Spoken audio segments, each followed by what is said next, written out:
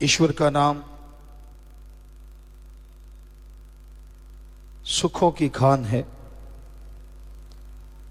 कोई भाग्यशाली जीव, संस्कारों वाला जीव, हिम्मत वाला जीव इस घोर कलयुग में प्रभु के नाम का सुमरन करता है। आज गर्जी युग है, गर्ज का बोलबाला है।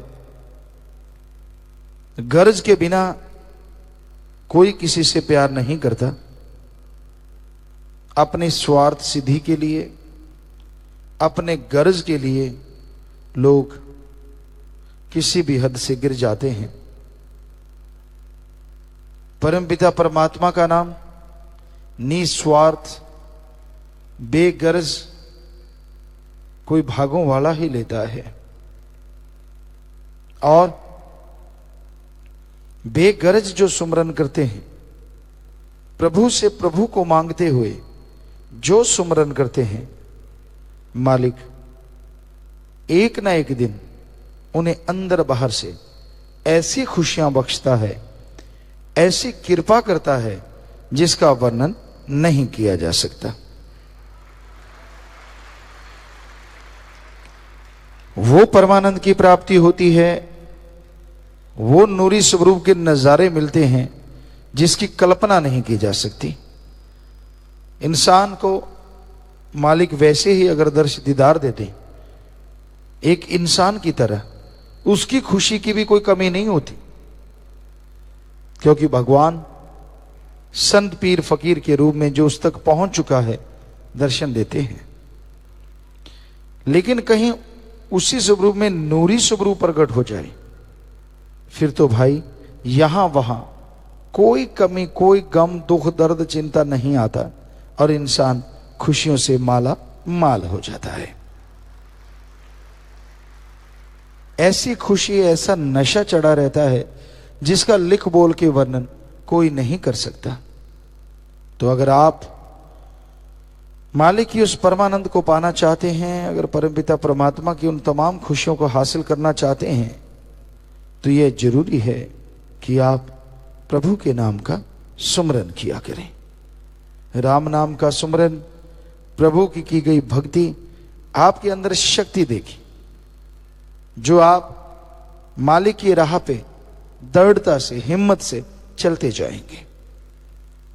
जो भगत मालिक को पाने वाले होते हैं, जिनके नूरी स्वरूप प्रकट होने वाला होता है, कई बार शारीरिक और कुछ घरेलू परेशानियां आती रहती हैं।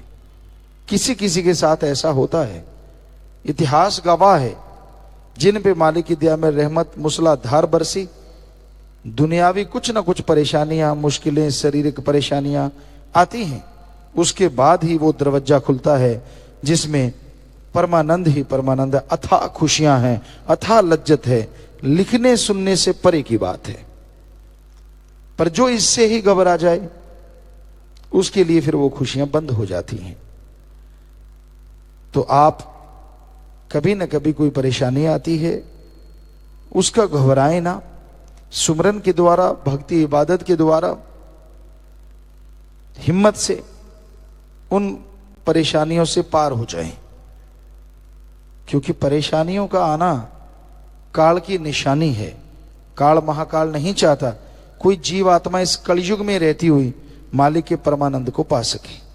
वो तरह तरह के जाल बिछाता है, तरह तरह की चालें चलता है, इंसान को गुमराह करने के लिए बहुत हथकंडे अपनाता है। घबराओ नहीं।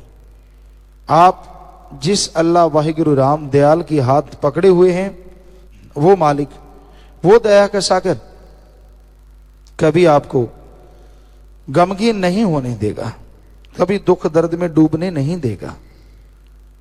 और कहते हैं ना, सोना आग में जब जाता है तो वो और सुनहरी हो जाता है।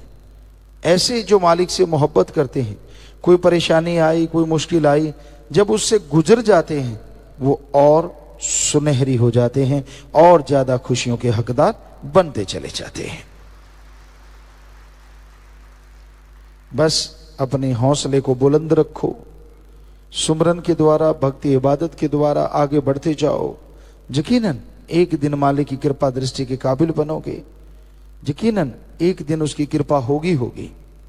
उसके घर में देर है अंधेर नहीं, हो ही नहीं सकता।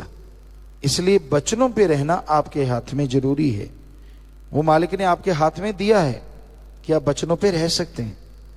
आप खुद मुख्तियार हैं, मर्जी के मालिक हैं, आप किसी के गुलाम नहीं हैं।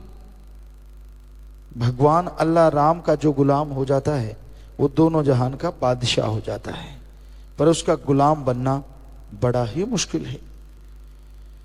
क्योंकि इंसान अपनी ईगो, अपने अहंकार से ही पार नहीं पा पाता। मैं ये हूं, मैं वो हूं, मैं फला हूं, मैं ये नहीं, मैं वो नहीं, मैं फला।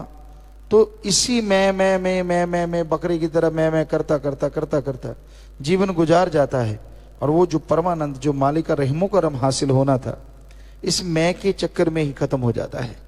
तो आप अगर खुशियां चाहते हैं, आप अगर परमानंद चाहते हैं, तो वचनों पे पक्के रहा करो, सुमरन किया करो, चलते बैठ के लेट के काम धंधा करते, और मालिक की औलाद का भला करो, तन से, मन से, धन से भले कर्म करो, तो यकीनन मालिक की कृपा होगी और मालिक के रहमो करम से आप माला माल हो जाएंगे। धन धन सतगुरु तेरा ही आशा। सभी साध संगत जी से निवेदन है कि मेरा चैनल जरूर सब्सक्राइब करें जी। धन धन सतगुरु तेरा ही आसरा।